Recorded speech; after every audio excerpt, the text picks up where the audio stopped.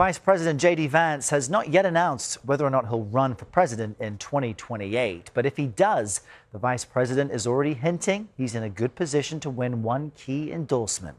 Listen to his conversation with Robert Costa for CBS Sunday Morning.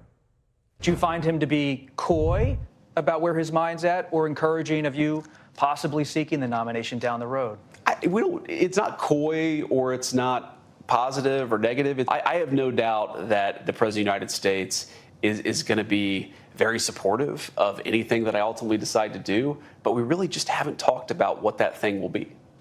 All right, let's bring in Dan Kanninen and Harrison Fields. Dan formerly served as the battleground director of the Harris-Walz campaign. He's now the CEO of ARC Initiatives. Harrison is a CBS News political contributor. He was the White House principal deputy press secretary in the Trump administration from January to August of last year. A warm welcome to you both. Harrison, let's start with you. What do you think? Is the president's endorsement VP Vance's to lose here? Well, the president isn't focused on his succession plan. He's focused on being the president of the United States. But surely the vice president would be top of mind for the president because he's been an incredible vice president standing by his side.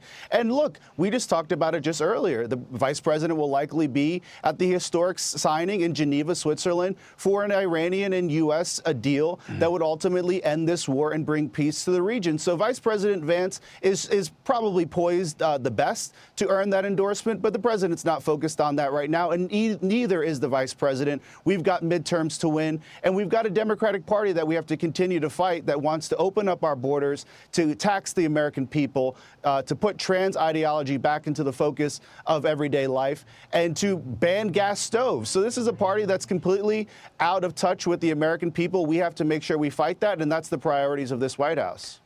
Speaking of Democrats, Dan, you worked on the Harris-Walz campaign. So where does former VP Kamala Harris rank among Democrats vying to beat a potential JD Vance or a generic Republican nominee? Yeah, I'll wait to see what happens with Vance and the Republican side, Errol. You know, a lot of folks have thought for a while that he would be the clear turn the page or pass the torch, excuse me, candidate on the Republican side. I'm not sure that's going to be true any longer. We'll wait and see. But for Vice President Harris, you know, she'll be a formidable candidate should she decide to run. She's not made that choice yet. A lot of folks know her. She's got high name ID. Right now, the polls have her very high, especially with black voters in the South, which is important in the Democratic primary. But I just think that, you know, 2026 is all about this fight against the Trump administration that you're seeing come out with a high turnout among Democrats everywhere. 2028, though, I think is more about turn the page. And I think what we're going to want to see, perhaps in both parties, but certainly with Democrats, is something that looks like a turn the page from the establishment, from the past, from Washington in particular. And so I think a governor or a fresh face on the Democratic side is going to have a better chance of being the standard bearer for Democrats in that cycle. OK, let's talk about some of the Senate primary races and governor races that we've seen. There's a runoff in Georgia. Yesterday, the president endorsed Republican Congressman Mike Collins over college football coach Derek Dooley. Does that make it a done deal, Harrison?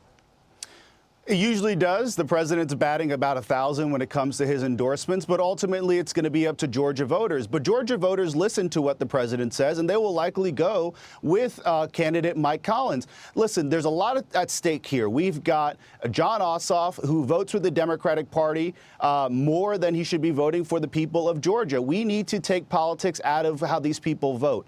When you have the largest tax credit and the largest tax cut in American history in the one big beautiful bill, Jon Ossoff voted no. Mike Collins would be a yes vote for that. And the list goes on bad votes for Jon Ossoff. But ultimately, the people of Georgia are going to decide. The polls do look good for Mike Collins. The president knows how to read a good poll. And ultimately, we'll see how this race goes. But we've got good Republican candidates running, not just in Georgia, but across the United States. And ultimately, we're going to have to see how this turns out in the midterms. But I feel pretty good about it. And Dan, in responding to the president's endorsement, Dooley did post online, quote, "A vote for Mike Collins is a vote for Jon Ossoff, but a vote for me is a vote for the people of Georgia." What do you think Senator Ossoff, who I should say, is Senator Ossoff better positioned to defeat? Well, at the moment, he's polling ahead of both of those candidates above the margin of error, 6 or 7 points ahead, both Dooley and Collins. And that was true for Buddy Carter as well, the third candidate in the primary back in May. But look, to Harrison's point on the big, beautiful bill, or the big, ugly bill, as many call it, that's the most unpopular piece of legislation that Congress has ever enacted. It cut health care benefits to the tune of $800 a month for a couple making $60,000 a year, expanded the deficit tremendously, and all the benefits went to the highest income earners in the country, billionaires and millionaires, who do not need the help, while working families are paying, $2 more a gallon of gas based on what's happening in Iran. By the way, that extrapolates out to $1 billion